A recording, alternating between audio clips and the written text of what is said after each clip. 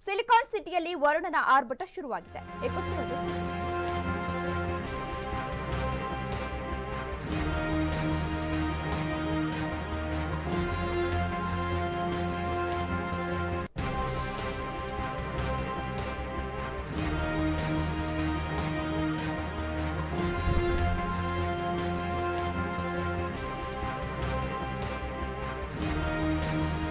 Silicon ಸಿಟಿಯಲ್ಲಿ ವರುಣನ ಆರ್ಭಟ ಶುರುವಾಗಿದೆ.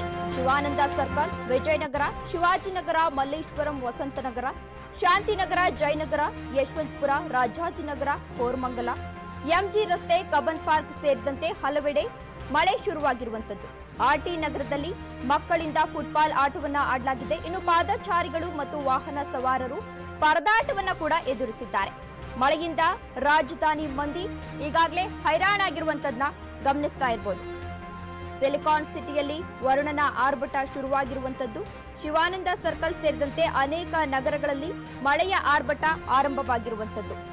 ಸೆಕೆಯಿಂದ ಸುಸ್ತಾಗಿದ್ದ ಜನತೆ ಈಗಾಗಲೇ ನಿಟ್ಟುಸಿರನ್ನ ಬಿಟ್ಟಿದ್ದಾರೆ. ಇಂದು ಸಂಜೆ ಬೆಂಗಳೂರಿನ ಬಹುತೇಕ ಕಡೆ ಗುಡುಗು ಗಾಳಿ ಸಹಿತ ಮಳೆಯಾಗಿದ್ದು, ಅಲ್ಲಲ್ಲಿ ಮರದ ರೆಂಬೆಗಳು ಮುರಿದು ಬಿದ್ದು ಟ್ರಾಫಿಕ್ ಜಾಮ್ ಕೂಡ ಉಂಟಾಗಿದೆ. ಇನ್ನು ಅಂಡರ್ ಪಾಸ್ನಲ್ಲಿ ನೀರು ನಿಂತು ವಾಹನ ಸವಾರರು ಪರದಾಟವನ್ನ ಕೂಡ ನಡೆಸಿದ್ದಾರೆ.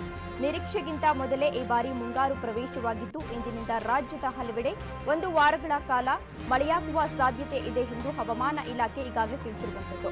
ಇನ್ನು ಬೆಂಗಳೂರು, ತುಮಕೂರು ಸೇರಿ 9 ರಾಜ್ಯಗಳಲ್ಲಿ ಯೆಲ್ಲೋ ಅಲರ್ಟ್ ಅನ್ನ ಈಗಾಗಲೇ ಘೋಷಿಸಿರುವಂತದ್ದು. ಇನ್ನು ಜೂನ್ 3ರಂದು ಮುಂಗಾರು ಒಳನಾಡು ಪ್ರವೇಶಿಸಲಿದ್ದು, 3ರಿಂದ ಕೊಪ್ಪಳ, ರಾಯಚೂರು, ವಿಜಯಪುರ, ಬಾಗಲಕೋಟೆ, ಯಾದಗಿರಿಯಲ್ಲಿ ಯೆಲ್ಲೋ ಅಲರ್ಟ್ ಅನ್ನ ಘೋಷಣೆ ಮಾಡಲಾಗಿದೆ.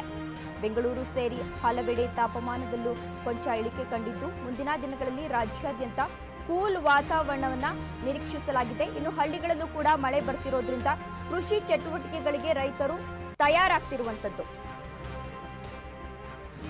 ಸಿಲಿಕಾನ್ ಸಿಟಿಯಲ್ಲಿ ವರುಣನ ಆರ್ಭಟ ಶುರುವಾಗಿದೆ.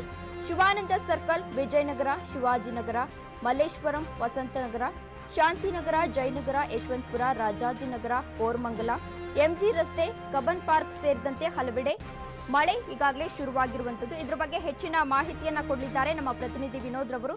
ಎಸ್ ವಿನೋದ್, ಈಗಾಗಲೇ ಸಿಲಿಕಾನ್ ಸಿಟಿಯಲ್ಲಿ ವರುಣನ ಆರ್ಭಟ ಶುರುವಾಗಿರುವಂತದ್ದು. ಇದ್ರ ಬಗ್ಗೆ ಏನೆಲ್ಲ ಅಪ್ಡೇಟ್ಸ್ ಇದೆ ವಿನೋದ್?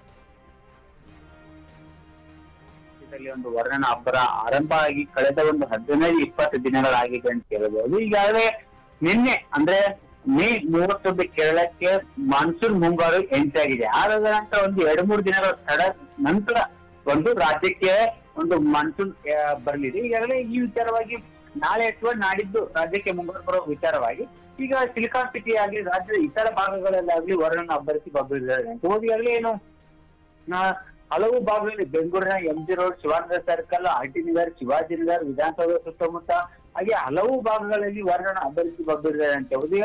ಮಧ್ಯಾಹ್ನ ಒಂದು 12-1 ಗಂಟೆ ನಂತರ ಇಡೀ ಒಂದು ಬೆಂಗಳೂರಿನ ಹಲವು ಭಾಗಗಳಲ್ಲಿ ಮೋಡ ಕವಿದ ವಾತಾವರಣ ಇತ್ತು. ಅದಾದ ನಂತರ ಒಂದು 2 ಗಂಟೆ 2:30 ನಂತರ ಒಂದು ಸಿಲಿಕಾನ್ ಸಿಟಿಯಲ್ಲಿ ವರುಣನ ಅಬ್ಬರ ಆರಂಭ ಆಯಿತು. ಇನ್ನು ಕೆಲವೊಂದಿಷ್ಟು ಭಾಗದಲ್ಲಿ ಒಂದು ಅತಿಯಾಗಿ ಮಳೆ ಆದ್ರೆ, ಅಂದ್ರೆ ಉದಾಹರಣೆಗೆ ಹೆಬ್ಬಾಳ್ ಮತ್ತೆ ಆರ್ಟಿ ನಗರ್ ಈ ಸೈಡ್ ಒಂದು ಅತಿ ಹೆಚ್ಚು ಮಳೆ ಆದ್ರೆ, ಇನ್ನು ಕೆಲವೊಂದಿಷ್ಟು ಭಾಗದಲ್ಲಿ ಮಲ್ಲೇಶ್ವರಂ, ಗಾಂಧಿನಗರ್, ಶಿವಾನಂದ ಸರ್ಕಲ್ ಮತ್ತೆ ಮೆಜೆಸ್ಟಿಕ್ ಸುತ್ತಮುತ್ತ ಈ ಒಂದು ಭಾಗದಲ್ಲಿ ಕಡಿಮೆ ಮಳೆ ಆಗಿದೆ ಅಂತ ಹೇಳ್ಬೋದು. ಈಗಾಗಲೇ ಏನು ಈ ವಿಚಾರವಾಗಿ ಒಂದು ಇನ್ನು ಮುಂದಿನ 7 ದಿನಗಳ ಕಾಲ ರಾಜ್ಯದಲ್ಲಿ ಮಳೆ ಇರಲಿದೆ ಅನ್ನಬಿಟ್ಟು ರಾಜ್ಯ ಹವಾಮಾನ ಇಲಾಖೆ ಒಂದು ಮುನ್ಸೂಚನೆ ಇದೆ.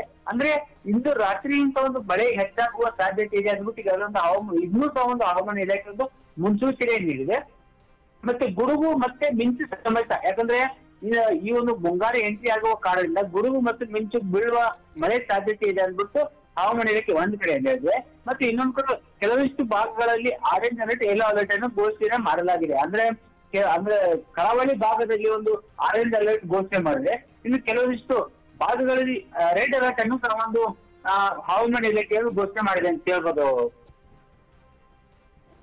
ಓಕೆ, ಥ್ಯಾಂಕ್ ಯು ವಿನೋದ್ ತಮ್ಮೆಲ್ಲ ಮಾಹಿತಿಗಾಗಿ.